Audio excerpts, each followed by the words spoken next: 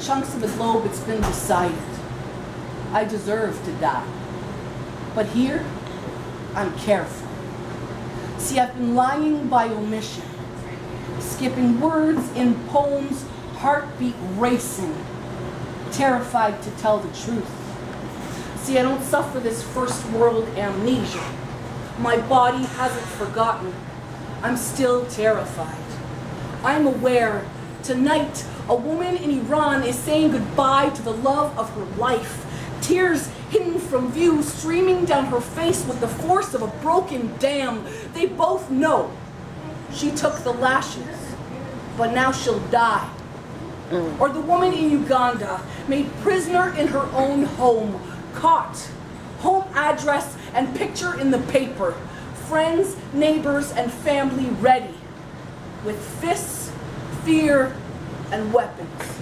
The difference between us is geography. The reverb of her terror travels across oceans, borders, and laws, hitting me in the amygdala like a sucker punch, so I pretend. As my silence plays into the hands of her executioner thousands of miles away. Those who believe there's a global secret agenda afoot, and I'm somehow part of it. Sharpens the sting of that schoolyard bully's taunt, and is heard by those who feel so alone, they lose the light in their eyes and leave us. I am a lesbian.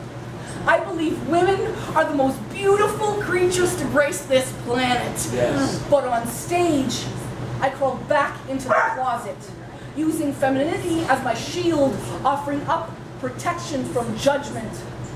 Terrified, and forgetting those two women, embracing tonight as though this moment were forever, knowing it's not. The fear felt by Savita and Bina, India's first legal lesbian couple, when forced from their home under threat of death by family. There's no honor in that. See, being tolerated is not as easy as it looks. Underneath those gorgeous glossy photos of Ellen and Portia's wedding is the belief that I've been given the supernatural power to choose which gender my soul responds to. And I chose the wrong one. Cut to a conversation on a bar patio where when pressed, I'm honest. I take a risk. His answer. Typically Canadian. Polite, but acts as an emotional machete. Well, you know, like, I have morals and stuff, and like, I can't agree with your lifestyle and things, and like, at least you're not dudes, so your relationship really doesn't count, and you're not going to adopt kids, so that's okay, because if you do, you'll just fuck them up.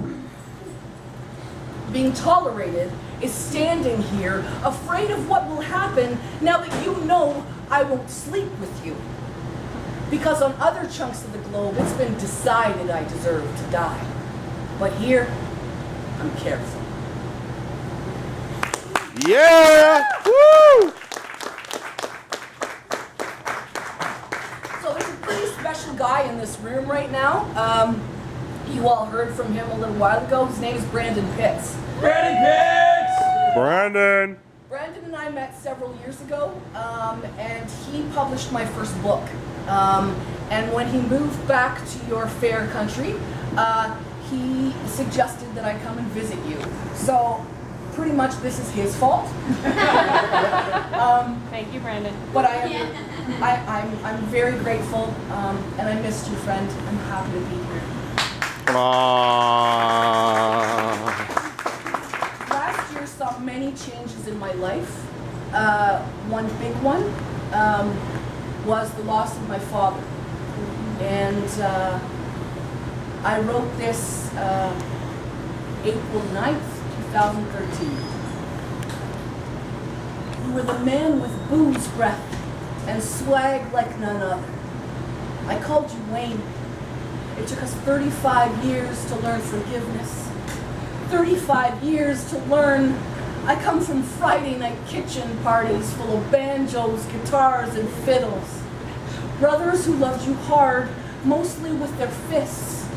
A mother who sang with the beauty and abandon of the angels you now cling to, but could cut you so deep with her eyes you swallowed tears. A father you met On the hill, as he gave you your first beer, you were 12, he made you feel like a man. I come from young love and a terrified night to 1975. You white-knuckling a steering wheel, begging your God to give me a shot at this life. But tonight, you know, this cancer has sprinted through your bones, and I watched a grown man cry. Your life, like a carnival, gone on too long, building secrets, holding them like precious stones, a pain that carries on its back, the kind of lonely that creeps into your buzz at 3 a.m. just to remind you you're an asshole. You fucked it up, drowning years, bringing 2 girls into the world too young and too scared, throwing away fatherhood, clutching a bottle or a pipe, because the silence of sober made you feel small, awkward, and other. The carnival life was spotlights every night, and Sam Cooke sing, if you ever change your mind about leaving me behind, oh, bring it to me, bring your sweet love back, bring it on home to me. When you stopped your Ferris wheel of fear and broken promises, I learned you, how to call you dad. With a shaky toe testing the water, I came to know this man of compassion, love, and understanding. 5th grade never learned how to spell the word heartbreak with the mouth of a sailor and a heart so big it makes the moon jealous. I noticed you never laughed out loud. When I asked you why, you said you never learned how. I didn't know we had to learn.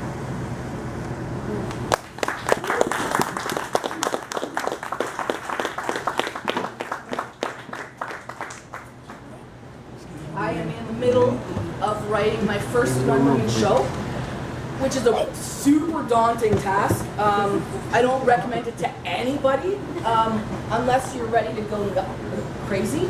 But I wrote a piece that is one of the central pieces in the show. Just a warning, it's not easy to get through. If you need to leave the room, that's cool. If you want to talk to me after, that's cool. But yeah, here we go. 11 trips around the sun, my planet tilted on its axis, expanding thighs squeezing into 80s flowered denim. Revelation came like a homemade hand grenade. I am too much empathy, too much noticing, too much compassionate, too much me. So I went searching for attrition. I know. Build a cell out of calorie books. Measure 4 by 4. Measure repeatedly. You've got to get it right. Remember to get it right. On one wall, paint the bricks. Stupid, fat ass, lazy, never enough. On the other, hang a full-length funhouse mirror, staring daily. Lean into the shame reflected back like a Dementor's kiss. In each corner, install speakers, set the volume as high as it will go. This prison's rules change often and without notice. See, I hid construction at all cost. When discovered, it was talk. It was not my concern. Install a soundproof one-way glass. That way, you will not see the terror in their faces as you disappear. You do not deserve a cot. Repose is dangerous. I hung a heavy steel door with lock facing in. No need to cut a food slot. I did not say goodbye. Turned around, sat on the floor, learned to speak the language of jutting bone with razor's tongue. My words aimed like boomerangs. I welcomed the siren song of empty. Took comfort in its simplicity, feasting on silence, believing it was the broken pieces of my never enough fragile heart falling instead of flesh, saying thank you while swallowing words, the keys to my freedom. I watched passively as the window disappeared, let the darkness fill my belly. Convinced I was safe there alone, fading into hollow, my success measured with a needle on a dial, 2 digits, never 3. Softness, my nemesis, I learned how to lie. Because when your best friend is a monster, you learn to love the dark. When he tells you sharp edges will be your armor, you are convinced. When he tells you to be quiet, you learn how to mumble. When he tells you to keep going through heartsick, broken days, you do, because you trust him. After all, everything will be all right. All you have to do is disappear. So you will blindly begin your death march, ignoring their gobsmacked and helpless pleas of, but I love you. I need you. I don't understand. He whispers lullabies when the grinding starts, see? He's the only one who keeps you from collapse. He knows they're lying. They want you messy, soft, and scared, fat girl. Messy, soft, and scared. So when he finally showed his venomous, lethal teeth, when the rules changed again, I forgave him. On bended knee, eating oxygen as penance for my misdeeds, shrinking to the density of 14 bricks, that's roughly 76 pounds, some of the same ones I painted. But the cell walls have thickened. The speakers crashed to the floor, no longer needed. The rules now etched in my paper-thin, struggling skin. I didn't say goodbye, because when my body became my voice, I forgot how to speak. So 38 trips around the sun, I should have finished this prison sentence long ago. But my planet is still tilted on its axis. And the words "I'm hungry" still make me dizzy. And I don't even want the flowered denim anymore. Woo!